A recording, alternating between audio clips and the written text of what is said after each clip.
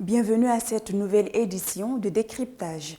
L'intégration régionale soutenue par des investissements substantiels offre la possibilité de surmonter les défis économiques et de favoriser un développement durable. C'est dans cette perspective que la communauté économique et monétaire de l'Afrique centrale se prépare à accueillir des investissements majeurs d'environ 9,2 milliards d'euros pour lancer ces projets intégrateurs. Le professeur Michel Siri-Djena-Wembou, professeur titulaire des universités françaises et américaines, expert financier international, secrétaire permanent du PREF-CEMAC, fait le point de ses promesses d'investissement dans ce numéro de décryptage. Professeur Michel Siri-Djena-Wembou, bienvenue sur Africa 24. Quel bilan faites-vous de la première table ronde de la CEMAC? Ce ne sont pas des mots diplomatiques ou de courtoisie, mais il est important que les peuples africains sachent ce que nous sommes en train de faire. Et ceux d'Afrique centrale, parce que c'est pour eux que nous travaillons. La première conclusion, c'est que je fais un message d'espoir. Un message d'espoir pour nos femmes, pour nos jeunes, pour nos enfants, pour leur dire qu'il faut croire en eux-mêmes. Il est possible en 3 ans de réaliser un programme d'investissement de 3,8 milliards. Nous l'avons fait. 80% des projets du premier programme d'intégrateur prioritaire, ça a été réalisé, c'est sur le terrain, c'est visible. Si vous prenez les routes à goudronner, on n'a qu'à faire un petit déplacement, on verra 61 km entre le Cameroun et le Gabon, la route qui va très bien entre le Cameroun et Brazzaville. Vous allez voir ce qui se fait en direction du Congo. Donc, on voit la fibre optique, on voit l'université inter-État, on voit les ports qui sont créés. Ce qui veut dire que lorsqu'on a de la volonté politique, lorsqu'on a de l'expertise, on peut réaliser quelque chose pour sa population. Bien sûr, 11 projets ne changeront pas la vie de 63 millions de personnes, mais 11 projets apporteront un plus à la vie des gens. Et ce qui compte dans la vie, 1, c'est où tu habites. 2, est-ce que mes enfants vont à l'école? 3, est-ce qu'on peut les soigner? C'est ça que nous sommes en train de chercher à atteindre. Et voilà ce que je pense du résultat du premier programme de projet intégrateur. Les résultats sont là et nous voulons que nos jeunes comprennent qu'avec le travail et la compétence, on peut réaliser en 3 ans des objectifs qui étaient fixés pour 5, 6 ou 7 ans. La transformation des matières premières reste un défi dans la zone CEMAC. Quelle doit être la politique à adopter? La politique adoptée, je ne voudrais pas avoir la prétention de donner des leçons, mais tout le monde sait, madame, que sans énergie, il n'y a pas d'industrie. Ce n'est pas possible. Sans énergie, il n'y a pas amélioration des conditions de vie des populations. Parce que l'école ne fonctionne pas. Imaginez-vous, vous êtes en train de faire une opération chirurgicale, l'électricité s'en va. Donc, sans énergie, aujourd'hui, tout le monde a des maisons modernes. Sans énergie, comment est-ce que les toilettes vont fonctionner? Et sans énergie, ça veut dire que madame doit aller au marché tous les matins. Parce qu'il n'y a pas les moyens de conserver les aliments pour le lendemain. Donc, la capacité d'économie diminue. Donc, ce que je pense, c'est que très sincèrement, il est important que nous ayons une politique d'industrialisation. Et pour avoir une politique d'industrialisation, il faut que nous puissions mener à terme notre politique d'augmentation de la quantité d'énergie produite, de la distribution d'énergie produite. Parce que si nous produisons de l'énergie très chère, elle ne sera pas à la disposition de nos populations. L'idée de l'industrialisation dans notre région, c'est quoi? C'est 1, identifier les secteurs où nous avons la valeur ajoutée. Et la valeur ajoutée chez nous, c'est d'abord le bois. Pour passer de la première à la deuxième, de la deuxième à la troisième transformation. Ensuite, à part de ça, c'est industrialiser et mécaniser notre agriculture pour augmenter la production, pour augmenter la quantité de la production et envisager l'exportation. Mais avant l'exportation, nous devons être en mesure de nourrir notre propre population. Donc, les axes de notre industrialisation comportent non seulement l'agriculture, non seulement la création de valeur ajoutée, non seulement l'industrialisation de la transformation des matières premières. Mais madame, je voudrais vous prier, quand vous parlez à nos populations, parlez-leur de la stratégie d'import-substitution. Parce qu'il est important que nous-mêmes, nous puissions consommer les produits que nous produisions localement. Au lieu de dépenser des milliards, des devises pour acheter des choses que l'on pouvait trouver chez nous. Voilà notre industrialisation. Et doit être une industrialisation pensée, une industrialisation qui nous permet de créer de la valeur ajoutée, une industrialisation qui contribue à mieux nourrir, à mieux soigner notre population, et une industrialisation qui nous permet d'aller de l'avant. Je vous prends un dernier exemple. La COVID-19 nous a prouvé, et c'était malheureux, que nous ne pouvions même pas produire le matériel de base, c'est-à-dire le kit d'accouchement, gaz, compresse, alcool, mercurochrome sur place. C'est malheureux.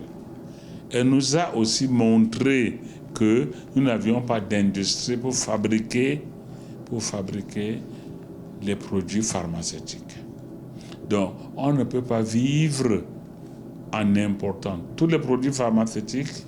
On ne peut pas vivre même en ne pas fabriquant les aiguilles, à ne pas fabriquer le matériel pour une simple injection, à ne pas penser à nos épouses, à nos filles, à nos femmes qui accouchent. Et pour accoucher, il faut le minimum, c'est le kit d'accouchement. Nous devons être capables dans notre industrie de produire ça sur place.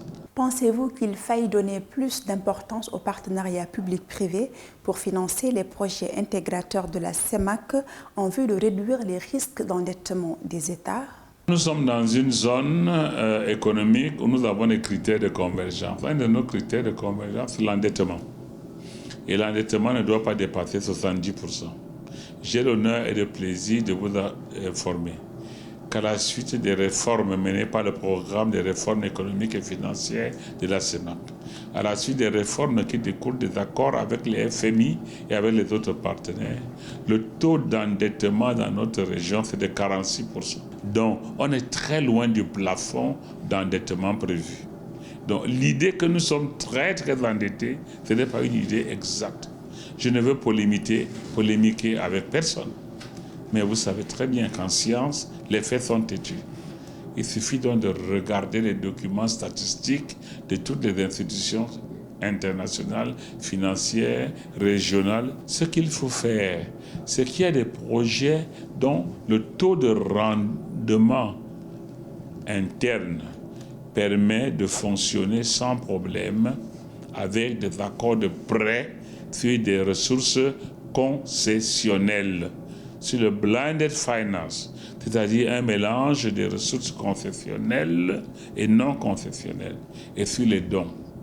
Pour ces projets-là, il n'y a aucun problème de les mener sous la forme de pré-projets. Pour d'autres projets, vu l'ampleur de ces projets, vu notre capacité d'endettement, ils doivent être menés en les restructurant sous la forme de PPP. Les PPP ont cet avantage que, 1, on n'endette pas l'État. 2, c'est le développeur qui prend le risque, qui assure le financement. Et 3, il passe des accords de concession avec des partenaires reconnus localement. Ce qui fait qu'il y a un transfert financier, il y a un transfert de l'expertise, il y a un transfert des compétences techniques. Le développeur donc, et son concessionnaire payent une certaine somme à l'État. Donc l'État se trouve à soulager ses ressources, l'État se retrouve à engager et à encaisser les bénéfices de son action. Il peut donc dégager des marges pour pouvoir payer ses fonctionnaires, pour pouvoir investir dans le social, etc. Donc, ça dépend des projets, madame. Il y a des projets qui sont bénéfiques pour la gestion en projet prêt, mais d'autres, on ne peut pas faire autrement que de les mener en PPP. Et dans notre programme, nous avons indiqué ceux des projets qui doivent être menés sous forme de prêt et ceux qui doivent fonctionner en PPP.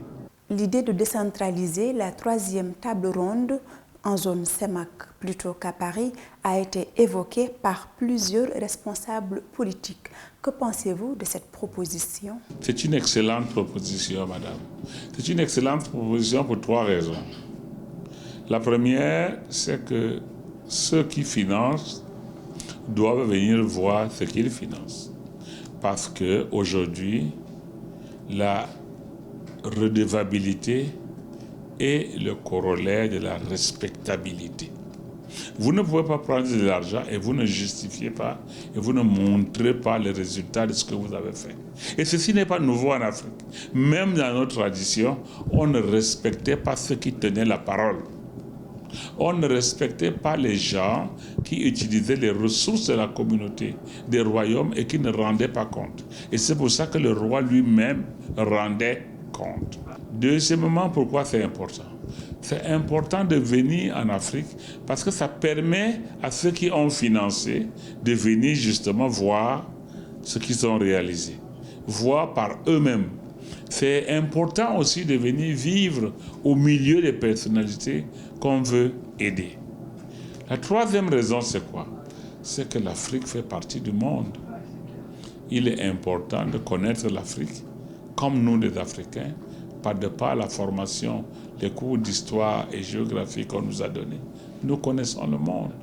Mieux vous connaissez les gens, mieux vous mesurez les situations, mieux vous pouvez comprendre leur culture, mieux on peut aller au rendez-vous du donner et du recevoir. Je prends un exemple très simple. Chez moi, à l'ouest du Cameroun, la valeur de la parole donnée est importante. La maternité, c'est quelque chose de sacré. Dans d'autres régions, la maternité ne veut rien dire. On peut même faire du transgenre. On peut même la supprimer. Nous ne condamnons pas cela, mais nous demandons de nous comprendre. Parce que les cultures ne sont pas les mêmes. En venant chez nous, les gens vont comprendre de quoi nous parlons. Chez nous, nous connaissons la première, la deuxième, la troisième, la quatrième, la 10e génération. Nous évitons les mariages consanguins. Nous n'avons pas les problèmes comme ceux que la COVID-19 a aggravés. Nous savons comment gérer les produits médicinaux. Nous savons les codes qu'il faut respecter. Nous demandons que ces codes soient respectés et que nos enfants maîtrisent la chimie pour aller de l'avant, pour que nous puissions amener au rendez-vous du donner et du recevoir, ce qui nous a permis de ne pas être décimés par la Covid comme tout le monde l'avait prévu. Voilà ce que nous voulons dire, madame. Ce que je veux dire, et j'insiste beaucoup, nous avons des valeurs intrinsèques et nous cherchons non pas à les imposer, mais à participer à la communauté internationale, à apporter quelque chose. Et nous pensons que nous avons des choses à apporter.